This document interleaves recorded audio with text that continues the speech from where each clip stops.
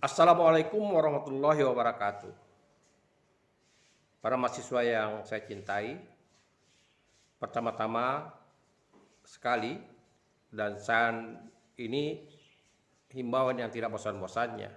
Sebagai orang tua, selalu menganjurkan kepada Anda generasi muda dan pada umat manusia dimanapun, marilah kita selalu berserah diri kepada Allah Subhanahu wa Ta'ala, Tuhan yang Maha Esa. Karena dengan hidayat yang Maha Rahman dan Maha Rahim inilah kita dapat diberikan kekuatan, diberikan petunjuk ke jalan yang benar. Selawat dan salam kita aturkan kepada Nabi besar Muhammad sallallahu alaihi wasallam. Allahumma shalli ala Muhammad wa ala ali Muhammad. Assalamualaikum ya Rasulullah, yang sangat berjasa dalam kehidupan manusia.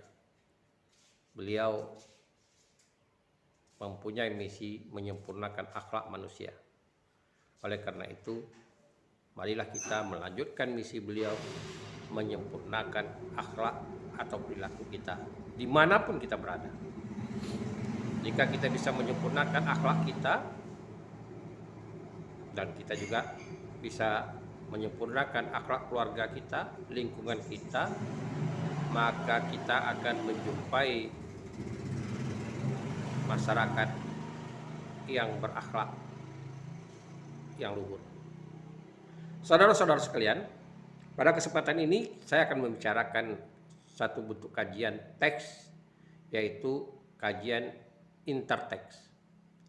Kajian interteks ini sebetulnya kalau kita runut dari sejarah perkembangan susastra dalam peradaban apapun sudah lama terjadi.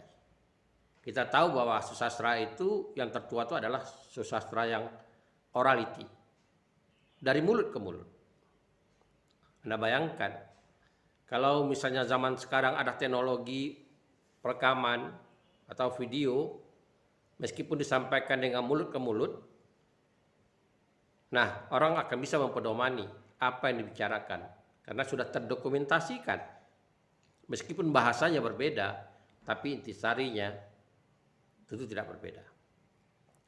Tapi karena diandalkan pada masa awal peradaban itu, manusia itu hanya punya alat rekam otak, pikiran, maka tentu ada unsur-unsur yang halnya sifatnya lupa. Ditambah lagi ada keinginan kreativitas. Manusia itu punya modal kemampuan berkreatif, tinggal mau atau tidak mau. Nah, kreativitas inilah yang akhirnya membuat karya susastra orality itu bervariasi. Ada orang yang tidak mementingkan bumbu-bumbu dari sebuah cerita, maka dia garis besar ceritanya saja. Kalau kita bicarakan misalnya Tangkuban Perahu, maka dia garis besarnya aja, tokoh-tokoh utama aja yang diceritakan, Dayang Sumbi dan Sakuriang, garis besarnya itu aja. Tapi bagi orang kreatif, maka dia akan tambah dengan tokoh-tokoh sampingan dan alurnya diperkembang. Ya ceritanya biasanya hanya cukup 1 jam, bisa jadi 2 jam, bisa jadi 2 malam dan sebagainya. Nah, apa artinya? Objek yang sama, ada variasi cerita. Dan ini berlanjut ketika karya lisan itu atau orality itu didokumentasikan atau direproduksi yang kita kenal dengan nama naskah kuno. Bentuk naskah kalau kena udah lama dikatakan naskah kuno, udah lama sekali itu kuno. Jadi karena itulah termasuk juga yang mendokumentasikan. Akan terjadi variasi-variasi naskah. Satu cerita, katakan dalam Melayu ada cerita Hang Tuah, akan timbul dalam kajian filologi, ilmu filologi, versi siapa? Versinya Yang dikatakan versi itu adalah penulis naskah. Versi siapa? Jadi bukan tidak mungkin nanti akan ditemukan cerita Hang Tuah versi-versi. Dan ini akhirnya di dalam kajian filologi dibandingkan. Mana bahagian yang sama, mana bahagian yang berbeda. Mana bahagian yang tidak ada dan mana bahagian yang ada. Nah, kajian ini dikatakan kajian interteks. Dan bentuk pendekatan ini sangat cocok dalam kajian susastra, maka diadopsi untuk teori sastra. Orang-orang kritikus sastra juga memakai pendekatan kajian interteks ini. Saudara-saudara sekalian, nah di dalam karya sastra, kajian interteks ini berkembang, objeknya berkembang karena kreativitas sastrawan itu juga banyak variasinya. Kenapa saya katakan demikian? Orang bisa membuat inspirasinya dari puisi menjadi novel, cerpen menjadi novel, novel menjadi film, film menjadi cerpen, dan macam-macam variasinya. Akhirnya orang terusik untuk mengamati karena ini adalah genre yang berbeda. Genre yang berbeda. Apakah perubahan atau pergeseran atau penyajian yang bervariatif itu punya nilai minusnya atau nilai plusnya? Anda bayangkan, kalau filmnya hanya durasinya 1 jam, diangkat dari novel, yang jumlah novelnya 300 halaman. Tentu ada bagian-bagian yang tidak dijumpai di film, tapi dijumpai di novel. Nah, kajian-kajian seperti itulah, kajian perbandingan itu dikatakan kajian interteks.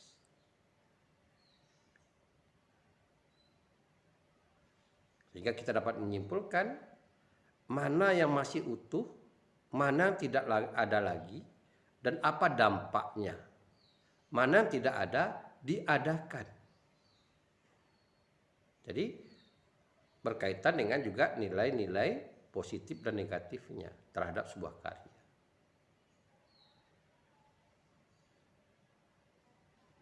Saudara-saudara sekalian, nah oleh karena itulah kajian interteks ini tidak terlepas dengan bentuk lain, ada bersinggungan dia. Kenapa? Tentulah yang dibandingkan itu adalah unsur strukturnya. Nah, kita sudah membicarakan tentang kajian struktural, dan interteks ini mau tidak mau unsur struktur itu disinggung, tetapi dia lebih luas. Tidak hanya unsur intrinsik saja, bisa jadi juga unsur ekstrinsik.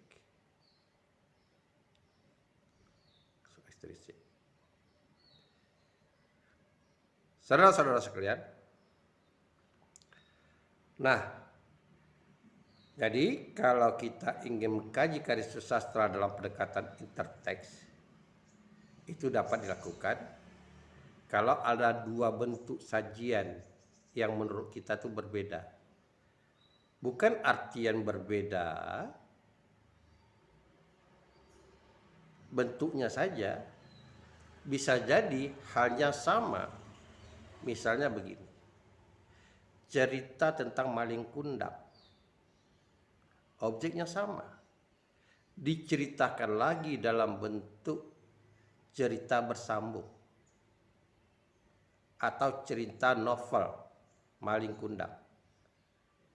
Ada 2 orang penulis, meskipun ceritanya sama, objeknya sama, kita bisa membandingkan, kajiannya bisa interteks antar dua penulis dalam bentuk novel yang sama.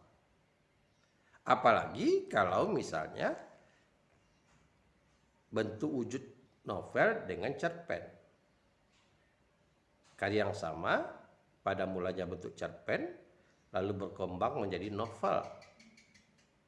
Udah jelas itu ada unsur-unsur yang dikembangkan.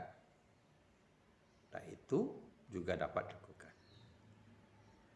Dan di Indonesia sekarang lagi berkembangnya yaitu bentuk novel diangkat ke layar lebar. Laskar Pelangi misalnya. Bentuknya novel karena dia jadi terkenal novelnya, banyak peminatnya, lalu diangkat menjadi layar lebar. Nah, tentu kalau kita mau kaji interteksnya, unsur-unsur yang ada pada novel dilihat pada unsur-unsur yang ada pada jalan lebar. Nah, untuk kajian interteks ini, langkah awal yang harus kita lakukan adalah mencari narasumber awalnya. Kalau narasumbernya awalnya itu novel, maka novelnya itu dipahami dulu.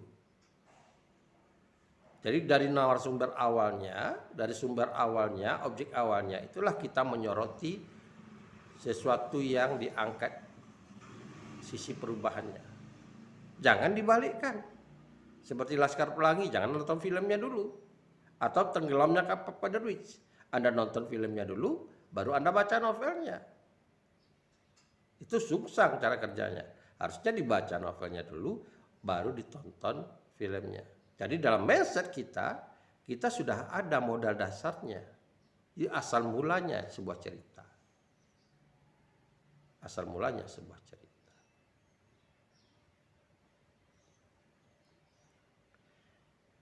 Saudara-saudara sekalian, nah, apa yang mau kita lihat? Tadi sudah kita bicarakan. Pertama adalah unsur intrinsiknya. Tema, mungkin tema sentral tidak bergeser. Sama. Tapi tema sampingannya, tema pendukung, bisa jadi ada unsur-unsur yang jadi tambahan. Amanat. Boleh jadi amanatnya itu bertambah atau berkurang. Atau ada bentuk-bentuk amanat lain. Misalnya nih, pada novel yang asli kita jumpai ada 20 amanat. Lalu diangkat jadi film, kita lihat amanat yang 20 itu tinggal 10 lagi. Tapi ada amanat yang baru. Yang tidak ada pada novel. Ada amanat misalnya 5 lagi, berarti 15. Meski menyusut, tapi ada variasi yang baru. Nah, yang ini pun kita perlihatkan, amanat ini memperkuat cerita atau melemahkan cerita. Karena boleh jadi dalam penerimaan resepsi sastra, penerimaan masyarakat, boleh jadi novel diterima viral, film tidak. Atau filmnya viral, novelnya tidak. Nah, atau kedua-duanya sama-sama diterima oleh masyarakat. Kita beri contoh. Ada yang di luar kelaziman, sungsang. 2 garis biru. 2 garis biru yang lahir pertama sekali adalah filmnya. Lalu diturunkan menjadi novelnya. Jadi pengembangan dari film ke novel. Tentu ini jadinya bukan menciut tapi melebar dia. Tapi apakah 2 garis biru novelnya itu juga diterima oleh masyarakat seperti halnya 2 garis biru di film? Itu kita harus lakukan survei penerimanya. Mana orang yang suka film atau novel, juga kita harus lakukan pendekatan penelitian, resepsi, atau estetika resepsi. Nah, ini yang dikaji. Jadi yang pertama adalah unsur intrinsiknya.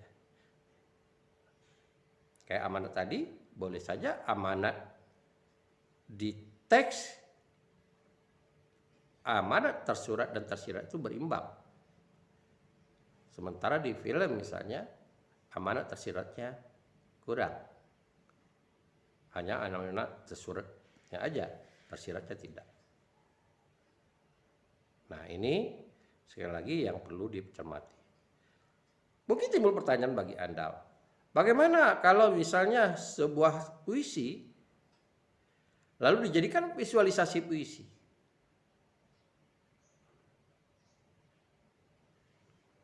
Kita harus lihat, ini selalu terjadi kadang-kadang kerancuan. Yang mau dijadikan itu visualisasi puisi kah atau musikalisasi puisi? Kalau visualisasi puisi artinya puisi itu disajikan dalam bentuk visual. Saya beri contoh.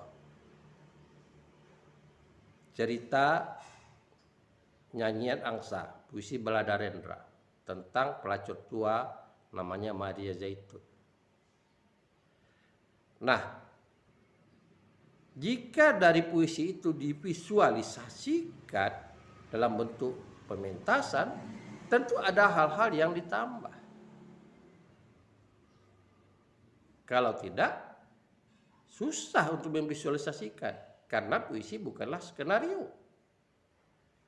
Dia harus diterjemahkan dalam bentuk skenario, ya tidak lari dari konsep awalnya, dari alur ceritanya. Lalu tentu saja ada bumbu-bumbu. Ada ini yang kita mau lihat, mana bagian-bagian yang diterjemahkan dalam bentuk visual menurut kita tepat atau memang cukup melemahkan. Kita beri contoh. Nah, dikatakan di dalam cerita puisi itu, Maria Zaitun, pelacur tua yang sudah sakit-sakitan, bahkan di kelangkangnya keluar darah, penyakit itu tua. Nah, bagaimana menerjemahkannya? Bagaimana menerjemahkannya? Dalam bentuk pementasan. Nah, inilah akhirnya kerja kreativitas antara satu yang Rendra sebagai penulis puisi, yang satu lagi penulis naskah, sutradara atau penulis skenario, itu yang kerja dua orang ini yang harus kita bandingkan.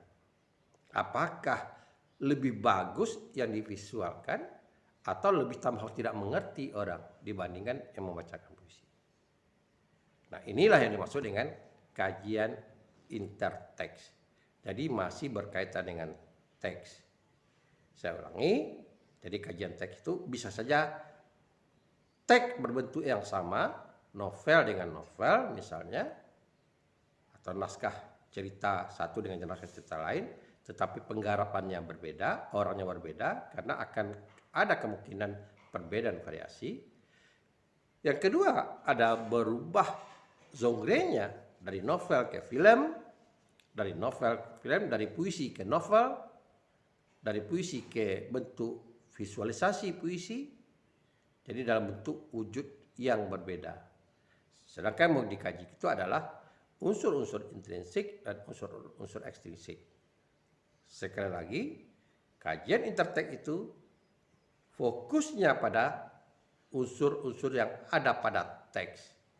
Jadi kalau kita dari awal mengatakan bagaimana menikmati karya sastra, mengkaji karya sastra, ini masih dalam ruang lingkup mengkaji karya sastra yang tekstual berkaitan dengan teks. Tapi sedikit melebar dia, yaitu dibandingkan dalam bentuk garapan lain. Ya, dalam bentuk garapan lain.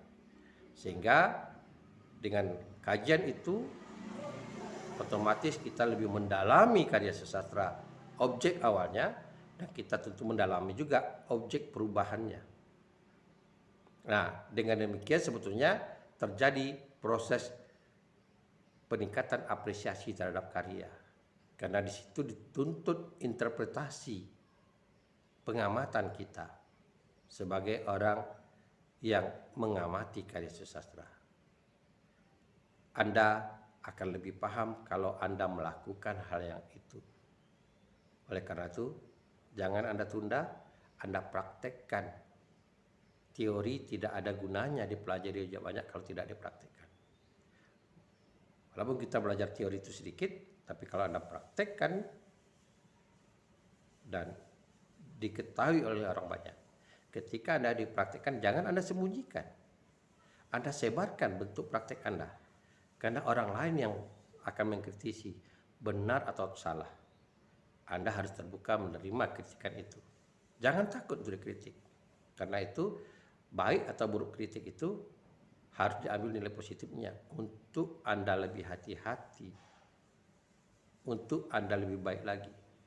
Karena itulah, untuk Intertek ini juga saya ingin Anda mengkritiknya dalam bentuk konten di YouTube Anda. Semoga subscribe YouTube Anda itu terus berkembang dan Anda juga menyebarkan pendapat Anda, ilmu pengetahuan Anda mudah-mudahan bermanfaat bagi orang yang tidak tahu akan menjadi tahu, dan Anda dapat masukan lagi orang yang lebih tahu dari Anda.